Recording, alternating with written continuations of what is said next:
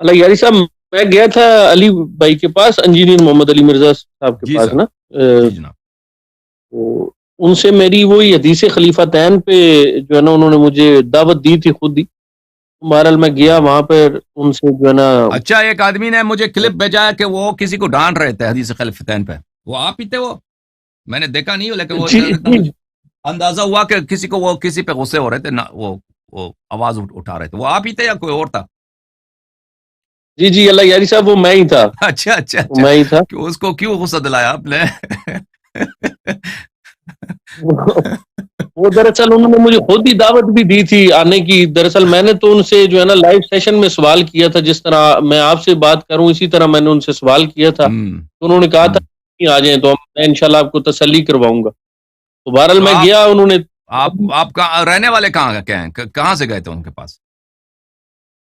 جی میں یہ راول پنڈی سے کا رہنے والا ہوں. اچھا اچھا، پاکستان راول پنڈی پنڈی. سے. خدا آپ کو سلامتی دے. اچھا، جی وہاں گئے تو کیا ہوا پھر؟ تو انہوں نے خود ہی بلایا تھا کہ مجھے وہاں پہ سیٹسفائی کریں گے. تو بہرحال میں وہاں گیا تو میں نے ان سے گفتگو شروع کی. انہوں نے مجھے ٹائم دیا 2 منٹ کا.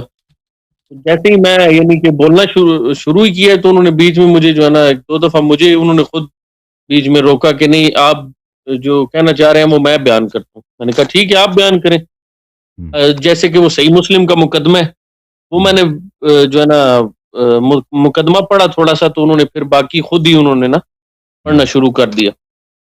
تو پھر جب وہ جیسے جیسے انہوں نے کہا کہ آپ نے بولنا نہیں ہے بیچ میں نا، تو حالانکہ انہوں نے جیسے ہی مقدمہ پڑھنا شروع کیا، بیچ میں کچھ چیزیں ایسی انہوں نے بیان کی جو میں ساتھ ساتھ سمجھنا چاہ رہا تھا ان سے. تو میں نے اس لیے ان کو کہا کہ یہاں پہ مجھے تھوڑا سمجھائیں. لیکن وہ آگے سے مجھے انہوں نے کہا کہ جو ہے نا آپ میری بات میں نہ بولیں، اگر آپ بولے تو میں آپ کو باہر نکال دوں گا اکیڈمی سے.